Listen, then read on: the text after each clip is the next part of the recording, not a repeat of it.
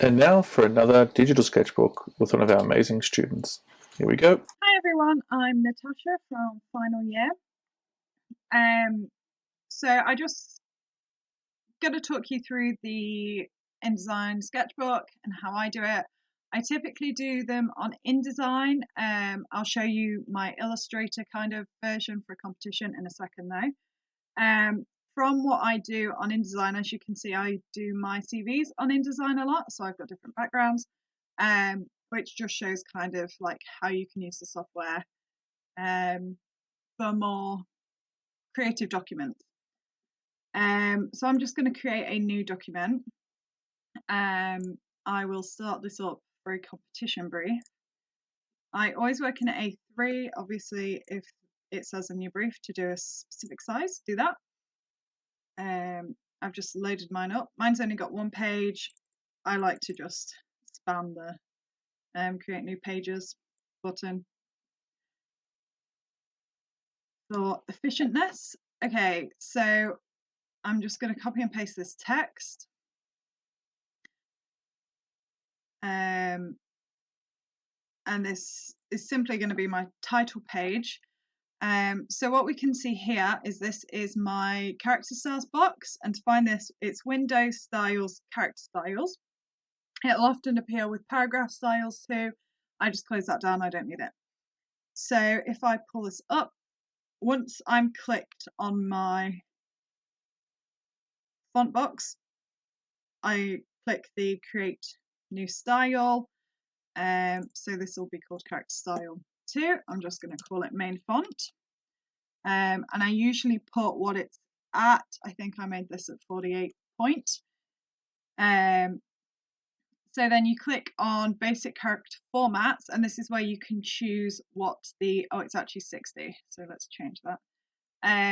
What the font looks like. So this is my font. This is the like bold, italics, the style, and this is the size. And if I wanted any like specific underlines or tracking, I would do all that here. You can also preview the font, but I've already made the font on the page how I want it, which is why this data is all inputted. You can just create a new one and then input the data separately. I prefer to do it the other way around. So you click OK, and then you can see I've got like character style 1 and main font. So if I was to draw a page and put, you know, my entry the comp, I would highlight it, and then I just click main font, and it automatically appears to size. This is the most effective way of making sure your text in the entire document is correct. So for you guys, you'd probably want like a heading, a main paragraph font. Maybe you've got like a specific stylized font. You'd want that in there too. So it just makes life easier and everything goes so much faster. So I can also close that down or drag and drop. As you can see, I've got already a lot of things in. So that's how I would set up a document. I'm going to take you into one of my sketchbooks at the minute. I'm working on a lot of competitions at the moment. So this is for the British Library. So I just created like a slight graphic for the front page, which is actually, it's actually a and sign just made massive with the opacity down to 20 and a drop shadow. So it does go to show that you don't need Illustrator to create graphics. I do prefer using Illustrator, but you don't need it. You can create graphics through InDesign and it just as effectively. I always like to justify the text, which you'll find under character, no, under paragraph, sorry, because it just creates this kind of box and looks more professional. So as you can see, a lot of my, if we zoom in, like it's all pixelated, my text. So this is because this one is an image. If I go up to view, display performance, high quality display, that should correct itself. If you have a big sketchbook, never, ever, ever keep it on high quality display. Flick it on if you want to check the page layout, never keep it on because it will just lag and you'll waste so much time getting annoyed. Typical display's fine, and that's why when I scroll my mouse, it does, there's no lag to it. This page would take forever to load because of all the images on it. So as you can see, I don't really consider myself a layout person. Like, I like to throw stuff on a page and that's that. So I mean, this looks really layouty. I spent a while doing it. This is for a competition, so it does have to be a bit better than what I usually do. But yeah, I kind of just have a few different styles, and I think it's what works for you. This is a research heavy based project, so for me it's just like throw a load of photos on there, explain it a bit kind of thing.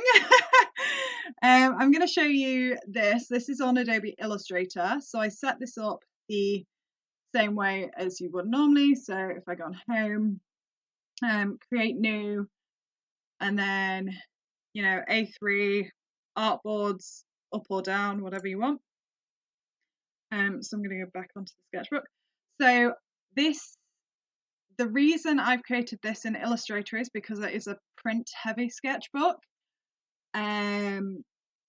So for speed and efficiency, it's just so much easier for me to do the prints in the document. If I decided to save this artboard, let's say, and take it into InDesign, I'd then have to come back into Illustrator to correct something if I didn't like it. Whereas in Illustrator, I can see the story a lot easier. Like, I can add as many artboards in a row and in a column as I like. So it's a lot easier to tell the story of your sketchbook. Sometimes you kind of miss that with the InDesign sketchbooks. And this, as you can see, is very like element heavy. But I find with photos as well, I know a lot of people say Photoshop's quite good. I prefer the quality of photos on InDesign, in Illustrator, sorry. And as you can see, you know, it's just quick and easy. These are all little references from the Instagram. So if I wanted to change any of these swatches, I could click on it, find the swatch, double click, and it would be as easy as that to change. It would just be a nightmare otherwise. But yeah, I don't really know what else to say. I've seen Amber and Selena have also done a video, and I think theirs cover everything else you need to know quite well. I really enjoy making the process efficient in the best way I can. If I need to add more artboards to this, I just go up to here to document setup, edit artboards, and press my little and then you just press off. So it's good to lose your work.